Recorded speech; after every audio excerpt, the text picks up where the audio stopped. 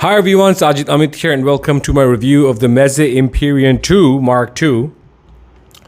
So when they announced the Meze Empyrean II, they did so with a big bang. They sent this headphone to a bunch of the more mainstream reviewers. I was not one of them, but I'm talking about people like Kurawang, people like Resolve, and a bunch of others. So they all reviewed it at the same time. And there was a big splash, a big hoopla, and everyone was saying this is exactly the headphone they were all looking for. Because it was said that this is correcting the flaws of the Meze Empyrean I, which was interesting. I mean, not so much Kurawang, because I thought Kurawang and people like Darko, of course, has a different kind of a following as reviewer. Darko does cater to two-channel. He's got a massive following. So I think in general, Meze Empyrean II was liked. It was liked by mainstream reviewers like Darko and Kurawang. It was liked by a lot of the audiophile, Summitfy audience that I interact with and I see on HeadFi day in, day out for 3-4 years now. So the headphone was not a failure. It was a success. But then you had a lot of the more Harman sort of following reviewers and audiophiles who criticized it because they took a look at the graph and they thought that the mid-bass was fat and bloated, and they thought that perhaps the air frequencies were a bit much. And of course, in the graph, it looked like that was the case. But on listening, honestly, I thought they were pretty manageable. And I even thought that with the right source setup, it sounded fantastic. As a matter of fact, I would prefer it to a lot of the modern day headphones that are more expensive, like the Utopia 2022, which is going to be a review for the future, where I do a shootout between Utopia and the Meze Empyrean 2s. But I also like the Meze Empyrean 1 a lot because so I figured so first and foremost, it was easier to drive. I had driven it off my Aslan Kerndab. At that time, I had a 2000 T, and I drove it, and it sounded great because the Aslan Kerndab has paired well with these slightly muddier sounding headphones. So even with the Verite closed, I got more clarity on my AK DAB than I have on a lot of desktop sources. And even with the Meze Empyrean 1, that was the case. So I recall listening to Pink Floyd at a friend's house using the Empyrean 1. And it was just beautiful in terms of how melodic, how musical, how rich it sounded, with lead guitar soaring and the very tallness of images that you got because of perhaps the tuning with the air frequencies dialed up, and also because of the way these Renaro drivers perform. So I was one of those who was a fan of the Empyrean 1, who thought that the headphone is spectacular. And then there were people who said the Empyrean 1 was not resolving enough for the price. And I sort of grudgingly understood what they meant. But then again, if resolution is all you seek, you might find resolution on all different kinds of price points. Resolution does tend to go up. There is a positive correlation between resolution and price, for sure. But I mean, it's not the end all and be all. So when this came out and people were saying it's neutral and it's got more pinna gain, I wasn't feeling it without even trying it, of course. I was like, hey, I liked what the Meze Empyrean 1 had to offer, and they came up with the Mark II, and they're saying this has more pinna gain. That's just, I didn't like the way that was sort of like an act of succumbing to the Harman crowd, so to speak, right? But then I got it in, and I have to say I'm very pleasantly surprised because it does retain the Meze Empyrean 1's tuning and gives you another one, depending on who you are.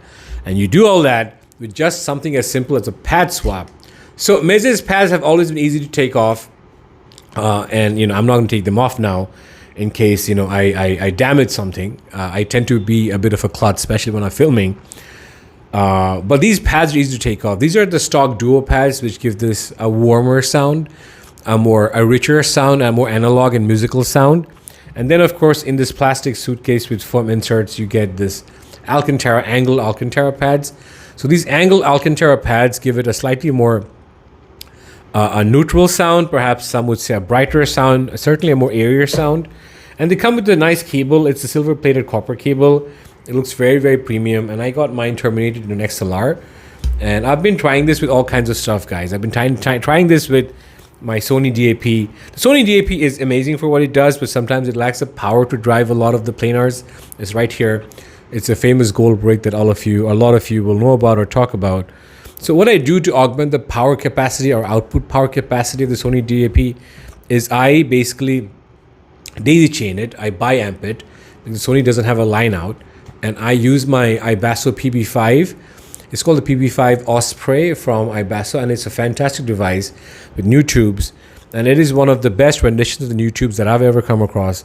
It sounds to me much better than the Kind N30 LE does. I mean, of course, this doesn't have a sound on its own. It does need to be connected to a DAP. But it sounds amazing. It sounds huge and lush and large, and this will get its own review. But I just mean to say that when I'm daisy chaining these two or biamping the Sony with this, I get a spectacular sound with my Meze Empyrean IIs. I've also tried this with a bunch of other sources. I've tried this with, more chi-fi type of sources like the Topic A90. I've tried this at CanJam with a variety of sources, and I've also tried it with my Hyphaman Serenade, which I highly recommend as a sub $1,000 DAC amp, and with the Army ADI2. So I've tried this with a variety of sources, ranging from neutral sounding sources to warmer sounding sources. So I'm able to average out my impressions of what these actually sound like vis-a-vis sources. So using the dual pads, the bass is very, very, very full. It's not loose, it's not flabby, it's full, it's got mid bass, it's got warmth, and it punches hard. Overall, it sounds warm. It sounds like not a caffeinated, it sounds like an HD650 dialed up to like a 15 perhaps, because you get a much more cavernous sound stage than you get with the HD650. The bass impact is, of course, much better, superior, but it's a warm sounding headphone with some treble energy, but not so much that you get excess sizzle. It might get too warm for a lot of you unless you have a very bright sounding or clinical sounding or Delta Sigma sounding source. So that was the case with these pads, which was lovely because it did remind me of my Meze Empyrean ones. But if you're a treble head and if you like a leaner sound, then these pads actually come to the rescue. And once you get these pads in, wow, does it change sound? It sounds a lot more present in the treble. It sounds a lot more crystalline in the treble. It sounds a lot more transparent in the treble. You do lose a bit of bass impact, but I think that's not too much of a loss because overall you get a little more neutralish, studio neutralish presentation without sacrificing entirely on the mid-bass warmth that it comes with, or the sub-bass growl and kick it comes with. So overall, guys, I thought this was stellar the way Empyrean has now, or Meze Audio has now come out with the Meze Empyrean II, which in many ways is Empyrean 1 plus a new sound.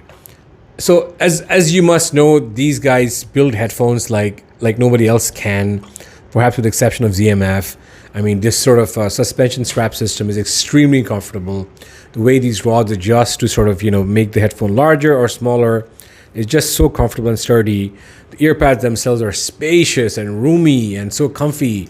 The outer side of the cups just looks so stunning with the same sort of, a design aesthetic going on as you saw with the other Empyreans. The cable connectors look premium. The cable itself looks premium. So it's all very, very premium territory. You also get that plastic briefcase. A lot of you have perhaps come to associate with Meze and like about Meze. This is the plastic sort of briefcase that it comes with. It's got a nice leather handle. It opens easily. It's a very premium affair. Sound is fantastic, but as I said, as may be evident from the title of this review, this is just my first impressions. I will be spending more time with these, and so stay tuned for all that. You'll probably see me do another follow-up video where I talk about its sound vis-a-vis its competitors, and not every headphone that I'll compare this to will be in the $3,000 price range, which is what its price point is. I'll be comparing with the Utopia, which is a more expensive headphone, but I do think it makes for interesting comparison. So stay tuned for that one. That's it for me, Sajid. I'll be signing out, and I'll see you in the next one. Bye-bye.